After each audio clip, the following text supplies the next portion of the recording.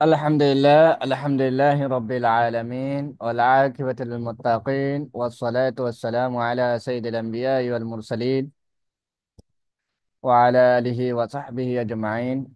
اللهم صل على محمد وعلى آل محمد كما صليت على آل إبراهيم إنك حميد مجيد.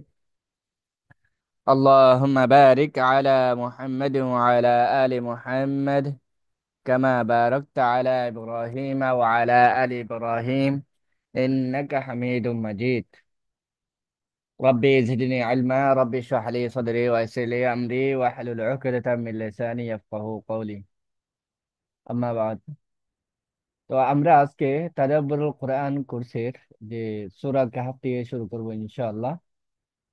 তো সূরা কাহফ তাহলে বলতে গেলে আমরা এখন 15 কোরআনের অর্ধেক শেষ করেছি, 15 পারা শেষ করেছি বলতে গেলে। আচ্ছা, আপনার 15 পারা পর্যন্ত আছে আলহামদুলিল্লাহ। তো আপনাদের ইতিমধ্যে আমি গ্রুপের মধ্যে লেকচার 3, লেকচার 4 দুইটার পরীক্ষা লিংক দিয়েছি। আপনারা কাইন্ডলি পরীক্ষাগুলো দিয়ে দিবেন ইনশাআল্লাহ। 3, 4 পরীক্ষা লিংক দিয়েছি, যেহেতু এগুলো পরীক্ষা দিয়ে দিবেন ইনশাআল্লাহ। এখন আসি, সূরা কাহাফ দিয়ে শুরু করবো ইনশাআল্লাহ। এই সূরা কাহাফ এটা একটা মাক্কি সূরা এবং এটার আয়াত সংখ্যা হলো 110। এই সূরার নাম হচ্ছে আল কাহফু। এটার কাহফুন শব্দের অর্থ হচ্ছে গুহা, গর্ত। 2 নম্বর, এই সূরাকে আহলুল কাহফি বলা হয়, সূরাতু আহলিল কাহফি। অ- তো এই আহলুল কাহফি এর অর্থ হলো, আহলুল অর্থ পরিবার, অধিবাসী, কাহফের অর্থ গুহা, গর্ত। তাহলে গুহাবাসী অথবা গর্তে বাসস্থানকারী, আশ্রয় গ্রহণকারী। আবার এই সূরাকে আসহাবুল কাহফি বলা হয়, আসহাবুল কাহফি। এটার অর্থ হলো আপনার গুহাবাসী। এখন এই সূরাটিকে কাহাফ, আহলুল কাহাফ এবং আসহাবুল কাহাফ কেন বলা হয়, কি কারণে বলা হয় তাকে? এটা এই জন্য তো বলা হয় থাকে, মহান আল্লাহ তাআলা তো সূরা মুলকের মধ্যে তো বলে দিয়েছেন, 2 নম্বর আয়াতে বলতেছেন, আল্লাযী খালাকাল মাউতা ওয়াল হায়াতা লিয়াবলুয়াকুম আইয়ুকুম আহসানু আমালা। আমি হায়াত মওত সৃষ্টি করেছি যে লিয়াবলুয়াকুম, তোমাদেরকে পরীক্ষা করার জন্য, আইয়ুকুম আহসানু আমালা, তোমাদের মধ্যে কে ভালো কাজ করেন। তাহলে দেখা যায় আল্লাহ রাব্বুল আলামিন আগে থেকেই জানেন যে তার বান্দারা দুনিয়াতে ফিতনার মধ্যে জড়িত হবেন, দুনিয়াতে খারাপ কাজ করবেন। এটা আল্লাহ তাআলা আগে থেকে সেটাই জানেন। যার কেন আল্লাহ তাআলা বলতেছেন, কে ভালো কাজ করে সেটা আমি পরীক্ষা করার জন্য আমি এ, হায়াত মত সৃষ্টি করেছি, অর্থাৎ দুনিয়া আখিরাত সৃষ্টি করেছি। তো দুনিয়াতে মানুষ নানান জায়গায়, নানান জীবনে ফিতনা এবং বিভিন্ন ধরনের পরীক্ষা নিরীক্ষায় কি হয়, সম্মুখীন হয়। এই ফিতনাটা, এই পরীক্ষাটা সম্পদের মাধ্যমে হয়ে থাকে। এই ফিতনাটা আবার ক্ষমতার ফিতনা হয়ে থাকে। এই ফিতনাটা কখনো আলেমের ফিতনা হয়ে থাকে, আবার এই ফিতনাটা কখনো দিনের ব্যাপারে ফিতনা হয়ে থাকে। সম্পদের ফিতনাটা কি রকম? আল্লাহ রাব্বুল আলামিন যে হচ্ছে সম্পদের ফিতনা ফিতনা হচ্ছে এটি মিসকিনদের সব কি করা, তাদের যথাযথভাবে সম্পদ বুঝিয়ে না দিয়ে তাদের সম্পদগুলো আত্মসাৎ করা, ভাই বোনের সম্পদ না দেওয়া অথবা বোন ভাইয়ের সম্পদ না দেওয়া, তারপর বাবা ছেলের সন্তানের হক না দেওয়া, সন্তান বাবার হক না দেওয়া, এই যে বিভিন্ন সম্পদের লোভে একজন অপরজনের উপর অত্যাচার করা, এটাও একটা ফিতনা।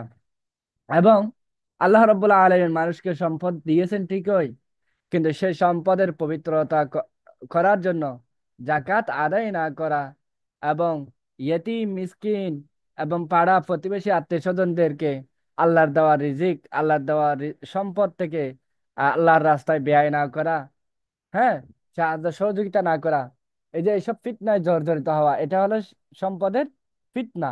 এবং টাকা আছে, সম্পদ আছে, সম্পদ এখন যেটা আছে সেটা বাদ দিয়ে আর সম্পদ বৃদ্ধি করার জন্য যত ধরনের অন্যায় অবিচার জুলুম আছে সব কিছু কি করা, চালিয়ে যাওয়া। এটা হলো সব পদের ফিতনা। ক্ষমতার ফিতনা কিরকম? আমরা তো জানি ক্ষমতার ফিতনাটা কিরকম, যে সেটা হচ্ছে আপনার ক্ষমতা, নিজেকে ক্ষমতা অধিষ্ঠিত করার জন্য আমরা অপর ভাইয়ের গায়ে হাত তুলতে দ্বিধাবোধ করি না, অপর ভাইকে হত্যা করতে দ্বিধাবোধ করি না। শুধুমাত্র একটাই মসনদ লাভ করা, একটাই উদ্দেশ্য আছে, একটাই মাসনাদ, মাকসাদ হচ্ছে কি করা, ক্ষমতা অর্জন করা, কর্তৃত্ব বজায় রাখা, যে আমি এই সবাইকে শাসন করব, সবাই আমার কথা মতো উঠবে, চলবে, বসবে। এটা হলো ক্ষমতার ফিতনা। আবার কখনো দেখা যায় আইলেমের ফিতনা। আইলম আছে কিন্তু আমল নাই, এটাও একটা ফিতনা। অথবা যে আইলম আছে অহংকার আছে, হ্যাঁ, এটাও একটা ফিতনা। হ্যাঁ, যেমন শয়তানের কিন্তু আইলম ছিল, প্রচুর পরিমাণ আইলম ছিল, আর তাকে ফেরেশতাদের সর্দার বলা হতো ইবলিস সবার আগে। কিন্তু তার তার এমন আলম আছে, কিন্তু সে আলম কোনো কাজে দেয় নাই। সে আলম ফিতনায় পতিত হলো। সে ফিতনাটা কি? আল্লাহর কথা অবাধ্য করা, আল্লাহর কথা অমান্য করা, এবং আল্লাহ তাআলার কি করা, আল্লাহ তাআলার সাথে অহংকারী করা, তাকাব্বুর করা। এখন আমাদের মাঝে অনেকের আছে, আলম আছে, কিন্তু তার তাকাব্বুর, তার অহংকারিতা, তার ভাব ভঙ্গিমায় তার ধারে পাশেও যাওয়ার মতো অবস্থা নাই। এটাও একটা আলমের ফিতনা। আবার কখনো দেখা যায় দিনের ব্যাপারেও ফিতনা। যেমন আমাদের সমাজে দিনের ব্যাপারে অনেক বিদআত প্রচলিত রয়েছে। হ্যাঁ, তারপর হচ্ছে দিনকে যে যার মতো করে অপব্যাখ্যা করে যাচ্ছে। কেউ কোরআন হাদিস পড়ে ফতোয়া দিচ্ছে, আর কেউ কোরআন হাদিস না পড়ে শুধু বাংলা কিতাব পড়ে ফতোয়া দিয়ে যাচ্ছে। দিনের ব্যাপারে নানান ধরনের অবান্তর কথা বলে যাচ্ছে, দিন আর ফিতনায় পড়ে। তো এই যে এইসব ফিতনা সম্পর্কে সূরাতুল কাহাফের মধ্যে আলোচনা করা হয়েছে। আর শুধু এই ফিতনা সম্পর্কে সূরাতুল কাহাফের মধ্যে আলোচনা করা হয়েছে বিষয়টা এমন নয়, বরং এই সূরাটিকে আসহাবুল কাহাফ বা গুহাবাসী বলার অন্যতম কারণ হলো এখানে যে যারা গুহাবাসী যারা ছিল, যে 7 জনের কথা বলা হয়েছিল, সেই 7 জন হচ্ছে আপনার গর্তের মধ্যে কেন লুকিয়েছিল? কারণ তারা হচ্ছে এই তাদের ওই জামানায় সবচেয়ে বড় ফিতনার সম্মুখীন হয়েছিলেন। আর সেই ফিতনাটার সম্মুখীন হয়েছিলেন তারা হচ্ছে দ্বীনের ব্যাপারে সবচেয়ে বেশি ফিতনার শিকার হয়েছিলেন। তারা ফিতনা থেকে বাঁচার জন্য নিজেরা নিজেদেরকে আত্মগোপনে রেখেছিলেন। এই জন্য এইসব কারণে এই সূরাকে সূরাতুল কাহাফ বলা হয়ে থাকে। এরপর আসি সূরাতুল কাহাফের ফজিলত। সূরাতুল কাহাফের আপনার হচ্ছে গুরুত্ব। আল্লাহ রাসূল সাল্লাল্লাহু আলাইহি ওয়াসাল্লাম ইরশাদ করেন, মান ক্বারাআ সূরাতুল কাহাফি ফাকামা উনজিলাত কানাত লাহু নূরাম মিন মাকামিহি ইলা মক্কা। মান ক্বারাআ, যে ব্যক্তি পাঠ করবে সূরাতুল কাহাফ ছিলাত যেভাবে নাজিল করা হয়েছে, সেভাবে যে ব্যক্তি সূরা কাহাফ পড়বে, কানাত লাহু নূরান, তার জন্য একটি নূর রয়েছে, তার জন্য একটি নূর রয়েছে, তার জন্য একটি আলো রয়েছে। মিম মাকামিহি ইলা মক্কা, সে যে অবস্থানে, সে যে স্থানে, সে স্থান রয়েছে, সে স্থান থেকে মক্কা পর্যন্ত যে দূরত্ব একটা স্থান রয়েছে, সেই স্থানে তার জন্য একটি আলো রয়েছে, নূর রয়েছে। যে ব্যক্তি সূরা কাহাফ পড়বে, সুবহানাল্লাহ, কত বড় একটা ফজিলত দেখেন। এরপর আসি যে আল্লাহ রাসূল সাল্লাল্লাহু আলাইহি ওয়াসাল্লাম আরো ইরশাদ করেন, মান হাফিযা 10 আয়াতিন মিন আউয়ালি সূরাতিল কাহফি উসিমা মিনাদ দাজ্জাল। মানে হাফিজা, যে ব্যক্তি মুখস্থ করবে, হিফজ করবে, 10 আয়াতিন, 10টি আয়াত, মিন আউয়ালি সূরাতিল কাহফি, সূরা কাহফের প্রথম 10টি আয়াত যে ব্যক্তি কি করবে, হিফজ করবে, মুখস্থ করবে, উসিমা মিনাদ দাজ্জাল, আল্লাহ তাআলা কাল কিয়ামতের ময়দানে, এম, ময়দানের আগে যে দাজ্জাল এখানে আসবে, পৃথিবীতে আসবে, সেই দাজ্জালের ফিতনা থেকে সে ব্যক্তিকে কি করবেন, নিরাপদ থাকবে, সে ব্যক্তি নিরাপদ থাকবে দাজ্জালের ফিতনা থেকে। দেখেন, এখন অবশ্যই কিয়ামতের আগে তো দাজ্জাল আসার কথা তো আমরা সবাই জানি, কিন্তু এখনো বলতে গেলেও দাজ্জালের নমুনা কিন্তু আমাদের পৃথিবীতে বর্তমানে রয়েছে। সেটা আমরা দেখলেই বুঝতে পারি যে যে যে কেয়ামত এখনো সংঘটিত হয় নাই, কিন্তু কেয়ামত সংঘটিত হওয়ার যে ছোট ছোট যে আলামত গুলো রয়েছে, সে আলামত গুলো কিন্তু এখনো বর্তমানে আমাদের পৃথিবীতে কিন্তু রয়েছে। দেখেন না আপনার যে এই রমাদান মাসে মানুষ একেবারে সম্পদের লোভে পড়ে বা ক্ষমতার লোভে পড়ে, যে আপনার এই গত 2 দিন আগে মসজিদে ঢুকে ডাইরেক্ট গলা কাটে দিয়েছেন, হত্যা করে দিয়েছেন। এটাও তো কিয়ামতের আলামত। খায় কেউ কারোর প্রতি একটা মায়া নাই, মায়া মোহাব্বত নেই, যে আপনার যাকে যেভাবে পায় তাকে অন্যায় করে তাকে হত্যা করি অথবা তাকে জখম করি। তারপর দেখা যায় কিছুদিন আগে আপনার এই 2জন জলজ্যান্ত মানুষকে ডাকাত ডাকাত বলে হত্যা করা হয়েছে। এই যে দেখেন, আহাস, তো এই যে এগুলো তো কিয়ামতের আলামত। এগুলো তো দাজ্জালের যে আসে যে এগুলো তো করবে। সেটা হচ্ছে কি, দাজ্জাল আসে যখন জাতিরা যখন মানুষরা তখন দাজ্জালের প্রতি ঈমান আনবে না, তখন দাজ্জাল তাদেরকে হত্যা করবে। তো এগুলো তো দাজ্জালের আলামত, এগুলো তো কিয়ামতের আলামত। হ্যাঁ, আল্লাহ তাআলা আমাদের কি কি করুক, হেফাজত করুক। যে এবং সূরা এই যে কাহাফের যে প্রথম 10 আয়াত শুধু মুখস্থ করলে হবে না। সে সূরা কাহাফের 10 আয়াতের মধ্যে আল্লাহ রাব্বুল আলামিন বা আল্লাহ রাসূল সাল্লাল্লাহু আলাইহি ওয়াসাল্লাম এমন কি বিষয় রেখেছেন, দেখেছেন, যে আল্লাহ রাসূল সাল্লাল্লাহু আলাইহি ওয়াসাল্লাম এই 10 আয়াতের মুখস্থ করার মাধ্যমে দাজ্জাল থেকে নিরাপদ রাখবেন। সে বিষয়েও আমাদেরকে চিন্তা চেতনা, রিসার্চ, তারপর তাদাব্বুর ইত্যাদি সব করা লাগবে। সেই অনুযায়ী আমলও করতে হবে। এরপর আসি প্রায় কাহাফের শুরু থেকে শেষ পর্যন্ত আপনার শুরুর এবং শেষের মিল সম্পর্কে আমরা একটু আসি। এই সূরা কাহাফ পবিত্র কোরআনুল কারীমের কথা বলে কিন্তু শুরু হয়েছে। বিসমিল্লাহির রহমানির রহিম। আলহামদুলিল্লাহিল্লাযী আনজালা আলা আবদিহিল কিতাবা ওয়া লাম ইয়াজআল লাহু ইওয়াজা। আলহামদুলিল্লাহ, সমস্ত প্রশংসা আল্লাহ রব্বুল আলমিনের জন্য। আল্লাযী, যিনি আনজালা অবতীর্ণ করেছেন, আলা আবদিহি তার বান্দার পর, আল কিতাব কিতাব নাজিল করেছেন, ওয়ালাম ইয়াজআল লাহু ইওয়াজা, এবং এই কিতাবের মধ্যে তিনি কোনো ধরনের বক্রতা রাখেননি, অর্থাৎ কোনো জিনিস তিনি বাদ দেয়নি, কোনো জিনিস গোপন রাখেননি, কোনো জিনিস তিনি কাঠিন্য বোধ করেননি। তিনি সব কিছু এখানে সহজ সরল ভাষায় কি করেছেন, এখানে লিপিবদ্ধ করেছেন, এমনটাই বলা হয়েছে। এবং এই সূরা কিন্তু শেষ হয়েছে আল কোরআনের কথা বলে। যেমন আসি, قل لو كان البحر مدادا لكلمات ربي لنفد البحر قبل أن تنفد كلمات ربي ولو جئنا بمثله مددا। কুল, আপনি বলুন, লাউ কানাল বাহরু, যদি সমুদ্র হতো, মিদাদা কালি হতো, যদি সমুদ্র কি হতো, কালি হতো, লিকালিমাতি রব্বি, তা আমার রবের কথাবার্তা, লিকালিমাত কথাবার্তা, কথাবার্তা, রব্বি আমার রবের কথাবার্তা, লাফিয়াল বাহরু, লাফিজাল বাহরু, আপনার কি হয়েছে, সমুদ্রর কালি কি হয়ে যেত, শেষ হয়ে যেত।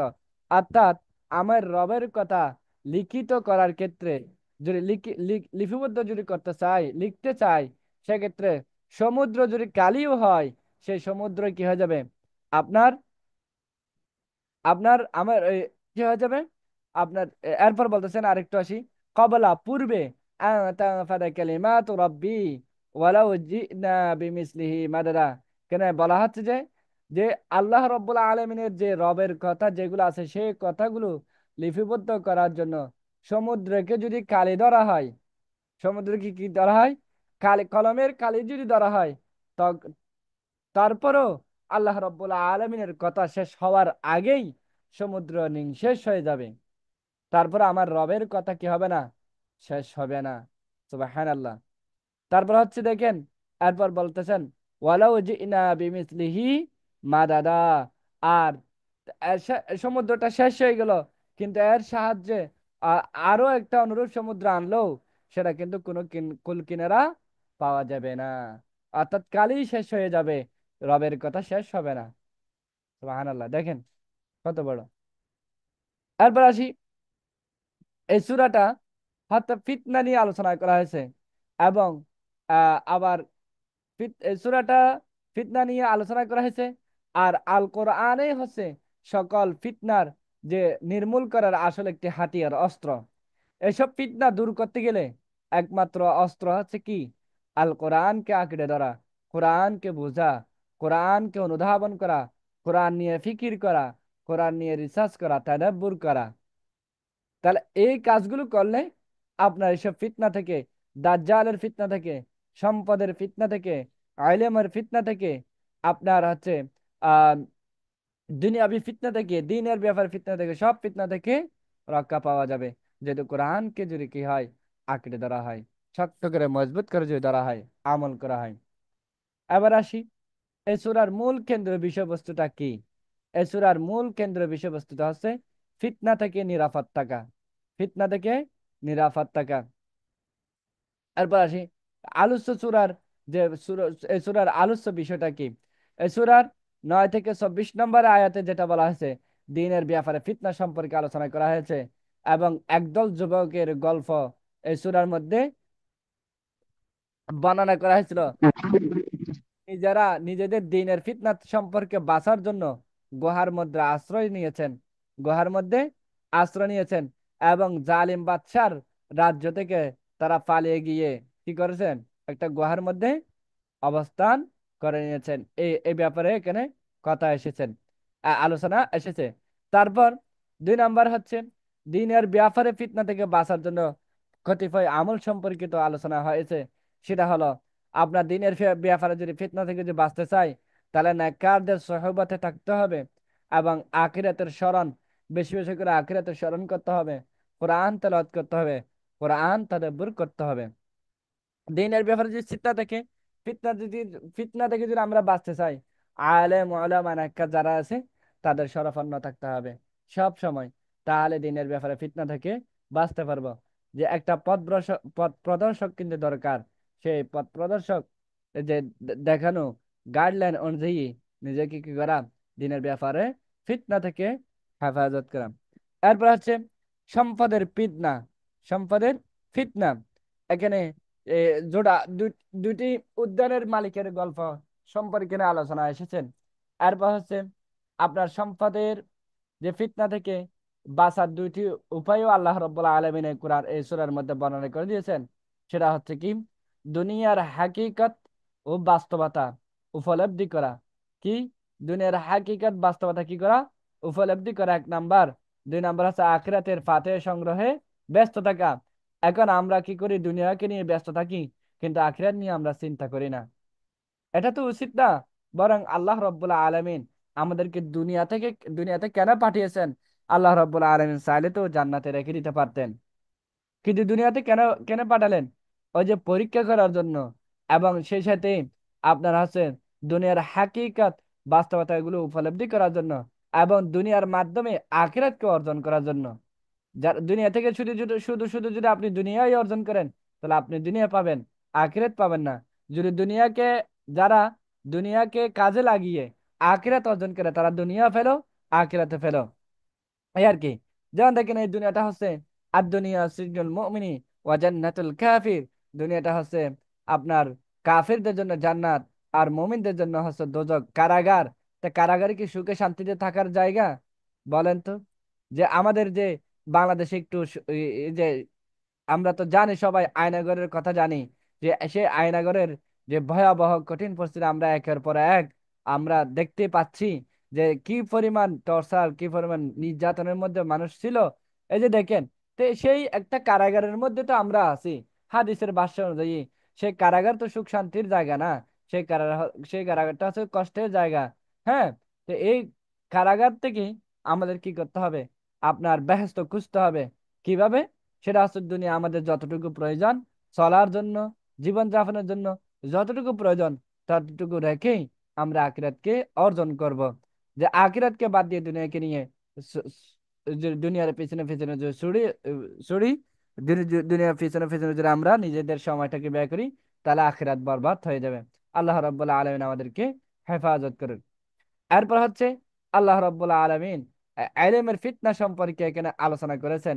সেটা এবং সেটা হচ্ছে মূসা আলাইহিস সালাম এবং খাজির আলাইহিস সালামের ঘটনা বর্ণনা করার মধ্য দিয়ে আলেমের ফিতনা সম্পর্কে আলোচনা করা হয়েছে। আপনারা তো সেই ঘটনা অবশ্যই জানেন, আমি নতুন করে আলোচনা করতেছি না। আর বলছে আলেমের ফিতনা থেকে আল্লাহ রাব্বুল আলামিন শুধুমাত্র ঘটনা বর্ণনা করে ক্ষান্ত হয় নাই, যে শুধুমাত্র আলেমের ফিতনা বর্ণনা করে দিয়েছেন, কিন্তু এখানে ক্ষান্ত হয় নাই তিনি। আল্লাহ রাব্বুল আলামিন সেই ফিতনা থেকে বাঁচার জন্য উপায় বলে দিয়েছেন। সম্পদের ফিতনার কথা আল্লাহ রাব্বুল আলামিন এখানে বলে দিয়েছেন, এবং সেই সম্পদের ফিতনা থেকে তার জাতিরা কিভাবে বাঁচবে, হ্যাঁ, সেটাও কিন্তু আল্লাহ রাব্বুল আলামিন বর্ণনা করে দিয়েছেন। তো আলেমের ফিতনা থেকে যদি বাঁচতে চাই, তাহলে সেটা হচ্ছে কি, আপনার দুইটা কাজ করতে হবে। সেটা হচ্ছে বিনয়ী হওয়া, সবসময় বিনয়ী নম্র হতে হবে। এরপর অহংকার না করা, অহংকার না করা। আল্লাহ রব্বুল আলামিন কিন্তু অহংকার কখনোই সহ্য করেন না, কখনোই সহ্য করেন না, এবং বিনয়ী হতে হবে। এরপর হচ্ছে ক্ষমতা এবং রাজত্বের ফিতনা সম্পর্কে আলোচনা করা হয়েছে। এখানে জুলকারনাইন রাহিমাহুল্লাহর গল্পের মধ্যে দিয়ে আল্লাহ রাব্বুল আলামিন এখানে ক্ষমতা এবং রাজত্বের ফিতনা সম্পর্কে আলোচনা করেছেন। এখানে শুধু ফিতনা সম্পর্কে আলোচনা করার মধ্য দিয়ে তিনি শেষ করেননি, বরং এই সূরার মধ্যে তিনি ক্ষমতার ফিতনা থেকে মানুষ কিভাবে বাঁচতে পারবে সেই ব্যাপারে কিন্তু আলোচনা করেছেন। আর তা হলো, আপনার দুইটা কাজ করতে হবে। এক নাম্বার হচ্ছে আমলের মধ্যে এখলাস অবলম্বন, এখলাস নিয়া, আপনার এখলাসুল আমল, আমার আমলের মধ্যে এখলাস, একনিষ্ঠতা থাকতে হবে। আমার যদি নিয়ত ঠিক থাকে, আমার এখলাস যদি ঠিক থাকে, আমি আমলগুলো করতেছি। আমি আজকে নামাজ পড়লাম, কি মানুষ আমাকে নামাজি বান্দা বলার জন্য? যে আমি হজ করলাম, মানুষ আমাকে হাজি বলার জন্য? আমি যাকাত দিলাম, কি আমাকে মানুষ দানশীল বলার জন্য? এগুলো বলার জন্য করতেছি কিনা, সেই ব্যাপারেও কিন্তু আপনার সতর্কতা অবলম্বন করতে হবে। এই জন্য যে আমি যে কাজগুলো কি জন্য করতেছি, যে যে লোক দেখানোর কাজের জন্য লোক দেখানোর জন্য করতেছি, নাকি আমি আমার রবের সন্তুষ্টির জন্য করতেছি, এই এখলাস, এখলাস গুলো ঠিক থাকতে হবে। যদি এখলাস যদি ঠিক থাকে, তাহলে ক্ষমতার যে ফিতনা থেকে বাঁচার একমাত্র উপায় হলো এখলাস, আমলের মধ্যে এখলাস ঠিক রাখা। দুই নাম্বার আরেকটি কাজ আছে, বেশি বেশি করে আখিরাতে স্মরণ করা, যে আমি তো এই মুহূর্তে, এক সেকেন্ড, এই মুহূর্তে তো মারা গেলে আমার তো এই ক্ষমতা কোনো কাজে আসবে না। আমি দুনিয়া শাসন করলাম, বাংলাদেশ শাসন করলাম, সারা পৃথিবী শাসন করলাম, কিন্তু আমি যদি এই মুহূর্তে যদি মারা যাই, তাহলে এই শাসন তো আমার কোনো কাজে আসবে না। কালকে আমাদের ময়দানে যে আমি যাদের শাসন করলাম, তাদেরও বিচার হবে, আমারও বিচার হবে, সবারই বিচার হবে। সুতরাং দুই দিনের দুনিয়ায় এই ক্ষমতা আমার কোনো কাজে আসবে না, যদি সেই ক্ষমতাকে যদি আল্লাহর দেওয়া বিধান ইসলামী শরিয়া মোতাবেক যদি না চালাই। তো এই জন্য বেশি বেশি করে কি করা, আখিরাতের স্মরণ করা। এবং এই সাথে আমি আরো একটা যোগ করি, সেটা হচ্ছে মৃত্যুর কথা স্মরণ করা, এবং হচ্ছে সেই সাথে বেশি বেশি করে কবর জিয়ারত করা। এটাও হতে পারে যে যখন কবর জিয়ারত করবেন, তখন আপনার কাছে মৃত্যুর কথা স্মরণ আসবে। মৃত্যুর কথা স্মরণ আসলে তখন কালকে আমাদের ময়দানে কি অবস্থা হবে, সেটাও কিন্তু অটোমেটিকলি স্মরণ আসবে।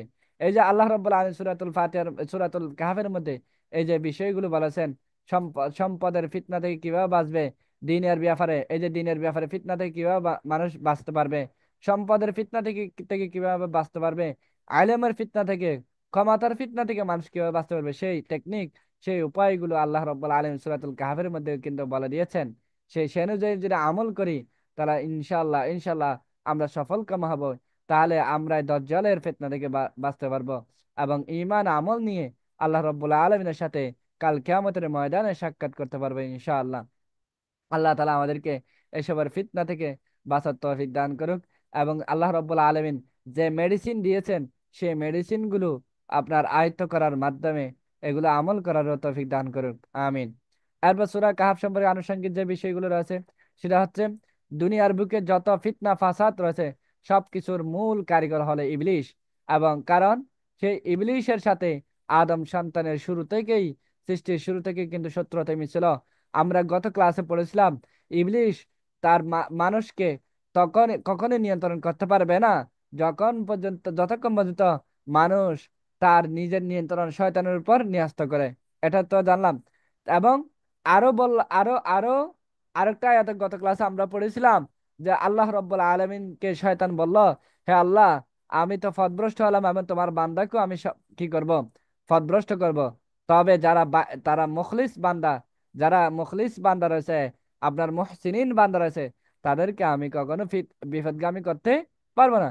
এটাও তো আল্লাহ রাব্বুল আলামিন গত ক্লাসে আমরা সূরাগুলোতে পেয়েছি, তাই না? তো সুতরাং যে এই যে এ- এ- ইবলিসের ফিতনা থেকেও আমাদেরকেও কি করতে হবে? দূরে থাকতে হবে। তারপর হচ্ছে এই সূরার মধ্যে আরো আনুষঙ্গিক বিষয় যেগুলো আসছে সেটা হচ্ছে কি আপনার দাওয়া ইলাল্লাহ, ইলাল্লাহর যে আপনার হচ্ছে আহ ইলাল্লাহর যে এই সবগুলো স্তরের কথা কিন্তু এখানে এসেছেন। সুবহানাল্লাহ। যে একজন দায়ী আল্লাহর দ্বীনের দাওয়াত দেওয়ার জন্য একজন দায়ীর কি কি স্তর, কি কি বিষয় জানা দরকার, সেই বিষয়ে কিন্তু এই সূরার মধ্যে আলোচনা এসেছে। সেটা হচ্ছে কি, যুবক দল এলাকার বাচ্চাকে দ্বীনের দাওয়াত দিচ্ছে, তারপর হচ্ছে বন্ধু বন্ধুকে দ্বীনের দাওয়াত দিচ্ছে, শিক্ষক ছাত্রকে দাওয়াত দিচ্ছে, বাচ্চা জনগণকে দাওয়াত দিচ্ছে। এই দাওয়াতের স্তরগুলো কিন্তু এখানে বর্ণনা করা হয়েছে। এরপর আল্লাহ রাব্বুল আলামিন আরো কি বলেছেন, যে আল্লাহ তাআলা আসহাবে কাহাফ বা গুহাবাসী যুবকদের নাম উল্লেখ করেননি, কিন্তু তিনি তাদের ঈমান আমলকে আল্লাহ রাব্বুল আলামিন আজীবনের জন্য সংরক্ষণ করেছেন। এবং কারণটা হচ্ছে মানুষের মূল্যায়ন হয় তার আমল দিয়ে, তার ঈমান আমল দিয়ে। তার কোনো নাম, আকৃতি, বংশ দিয়ে কিন্তু কোনো মূল্যায়ন হয় না আল্লাহ তাআলার কাছে। আল্লাহ রাব্বুল আলামিন যে হাদিসে কুদসির মধ্যে বলেছেন, ইন্নাল্লাহা লা ইয়ানজুরু ইলা আমালিকুম, ইন্নাল্লাহা লা ইয়ানজুরু ইলা আমওয়াল ইলা সুওয়ারিকুম ওয়া আমওয়ালিকুম। যা আল্লাহ আল্লাহ রাসূল সাল্লাল্লাহু আলাইহি ওয়াসাল্লাম বলতেছেন, নিশ্চয় আল্লাহ তাআলা তোমাদের আকার আকৃতির দিকে, তোমাদের ধন সম্পদের দিকে কাল কিয়ামতের ময়দানে তাকাবেন না, ওয়ালাকিন ইয়ানজুরু ইলা আমালিকুম, বরং তিনি তোমাদের কাল কিয়ামতের ময়দানে তোমাদের আমলের দিকে তিনি নজর দিবেন, দৃষ্টিপাত করবেন। সুতরাং এখানে যে এর কথা আমরা সূরা কাহফের মধ্যে পাই, সেটা হচ্ছে কি, আল্লাহ রাব্বুল আলামিন কারো নাম, কারো আকৃতি, কারো বংশ দিয়ে কখনো মূল্যায়ন করবেন না কাল কিয়ামতের ময়দানে। কাল কিয়ামতের ময়দানে মূল্যায়ন করবেন শুধু তার ঈমান আমল নিয়েই মূল্যায়ন করবেন। সুবহানাল্লাহ। আল্লাহ তাআলা আমাদেরকে কবুল করুক। আর বাস আল্লাহ রাব্বুল আলামিন আরো বলেছেন, وإذ قلنا للملائكة اسجدوا لآدم فسجدوا إلا إبليس أبى واستكبر.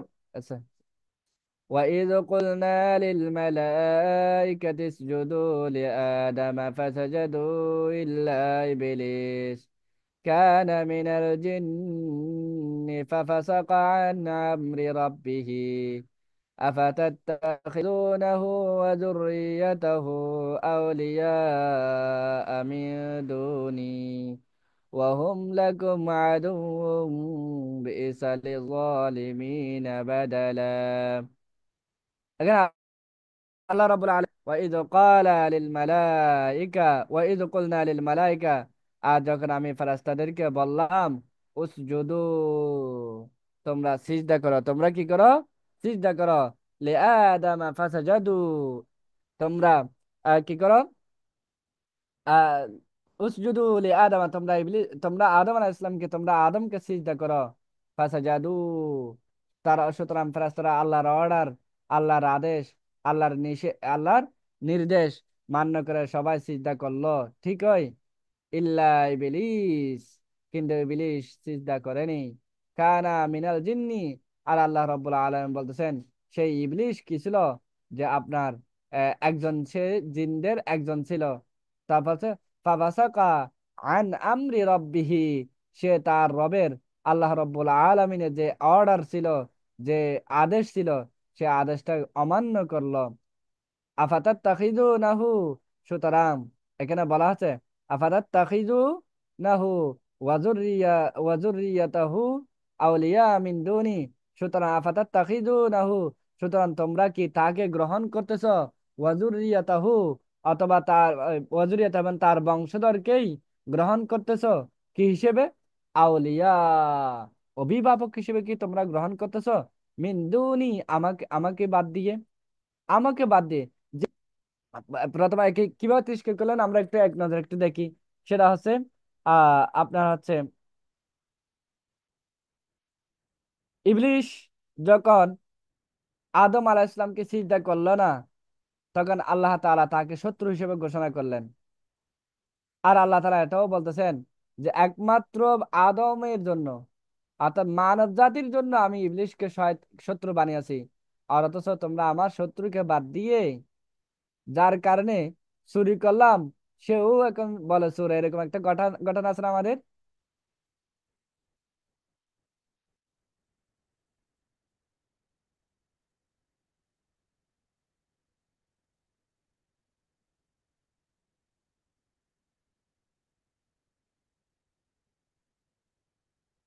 তুমি ডিস্টার্ব করতে পারো না।